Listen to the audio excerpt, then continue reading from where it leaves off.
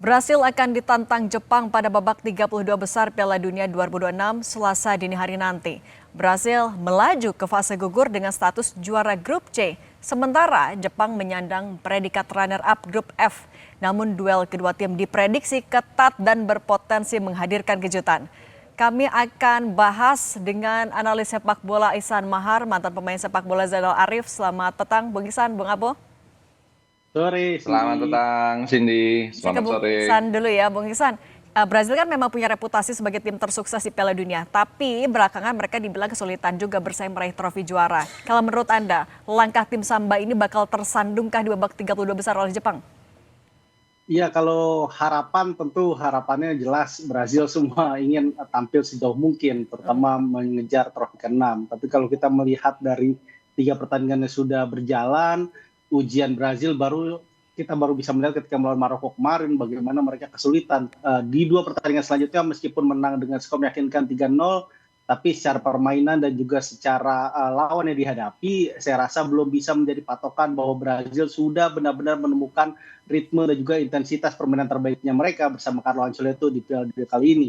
Gitu. Jadi memang melawan Jepang tentu ini akan menjadi ujian sesungguhnya. Jadi saya melihat siapa tim pemenang dari laga ini, mereka akan meraih percaya diri lebih tinggi dan juga punya peluang besar setidaknya melaju hingga babak perempat final.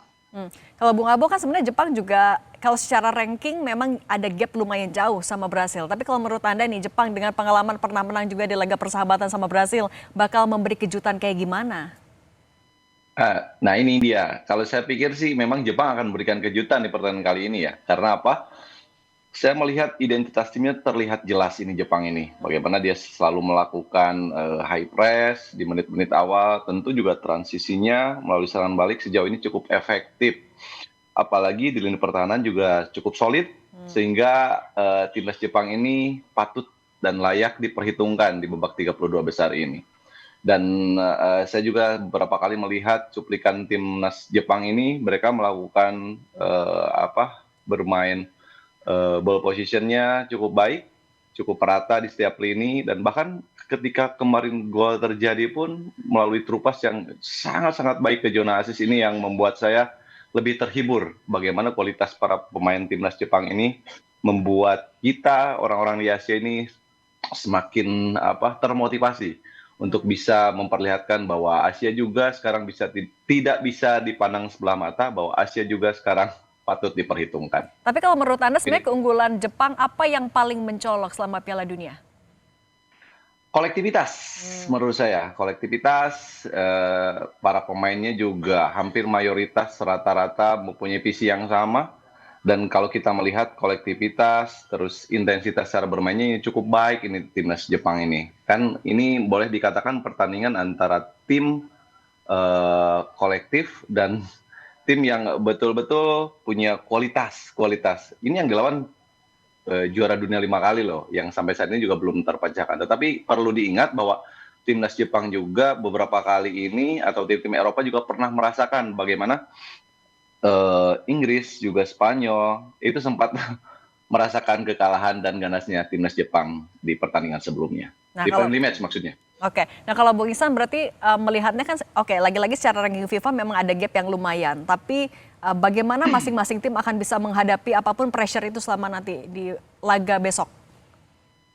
Ya, sebenarnya kalau dilihat dari ranking FIFA dibandingkan 20 tahun lalu ketika mereka bertemu 2006, kali ini adalah gap pendek antara Jepang dan Brazil, Cindy, Ya, karena hanya setuju itu. berjarak 9 tangga, Jepang di peringkat 18, Brazil di peringkat 9, jadi betapapun sekarang kelihatan bahwa kualitas tim Jepang sudah jauh lebih meningkat dibandingkan ketika mereka bertemu di Jerman 2006 ketika saat itu kalah 4-1. Jadi memang ini tim yang sangat luar biasa. Secara kolektif juga tadi Bang Albu juga sudah menyebut bahwa mereka luar biasa, patut dicatat 4 dari 7 gol yang telah Jepang ciptakan itu tercipta dari proses kolektif yang melibatkan 5 pemain. Jadi memang Jepang sangat luar biasa dibandingkan Brazil yang sangat tergantung dengan sosok individu, terutama Vini Junior, karena 5 kontribusi gol dia dari 7 gol Brazil. Saya katakan kunci Brazil sangat bergantung pada Vini kali ini, dan menariknya pada laga kali ini dua tim ini sama-sama bermain dengan kekuatan sayap. Kita tahu Jepang punya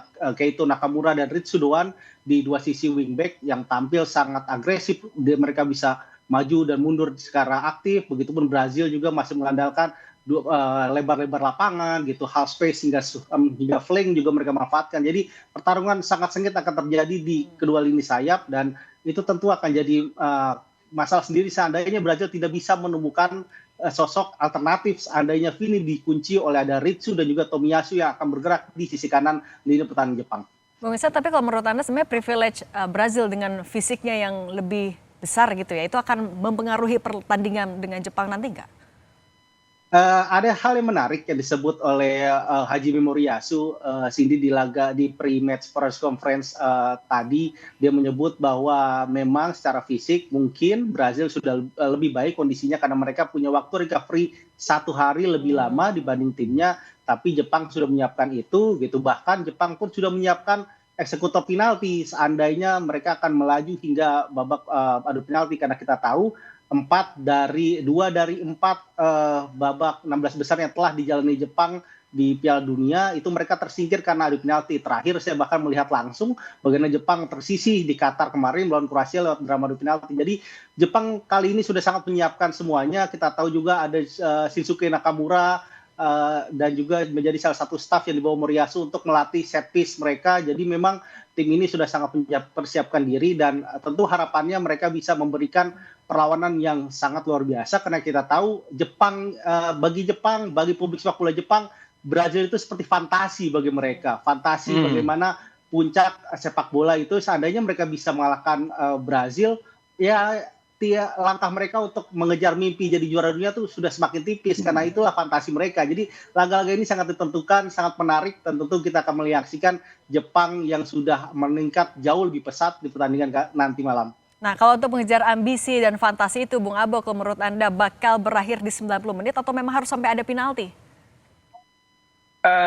Saya kira mungkin kalau masalah persiapan yang tadi Bung Ihsan sampaikan itu betul-betul dianalogikan sedia payung sebelum hujan lah ya, itu udah siap semuanya dari timnas Jepang ini. Tetapi kalau saya melihat secara kualitas, memang ini pertandingan yang cukup menarik, dan saya kira tidak akan terjadi sampai adu penalti. Ini POV saya ya. Oke. Saya pikir tidak akan terjadi sampai adu penalti, karena apa? Justru malah di pertandingan ini adalah pertandingan yang sepertinya akan terjadi kejutan. Sementara itu dulu. Oke, berarti singkat saja prediksinya, Bung Abo berapa? Prediksi skor? Kalau prediksi skor saya belum bisa menebak, tetapi saya yakin bahwa di pertandingan kali ini beban tersebut justru malah di timnas Brazil. Tetapi timnas Jepang akan lebih leluasa memainkan sepak bola yang cukup indah, cukup atraktif, kolektivitas yang selama ini mereka tunjukkan, dan itu akan menjadi akan menjadi perbincangan di seluruh dunia di pertandingan nanti. Dan kali ini saya tetap punya menaruh harapan bahwa timnas Jepang ini agak sedikit menyulitkan, bahkan membuat kejutan. Itu aja deh. Oke, baik Bung Abo, Bung Iksan, terima kasih sudah berbagi bersama kami di Kompas Petang. Sehat selalu semuanya.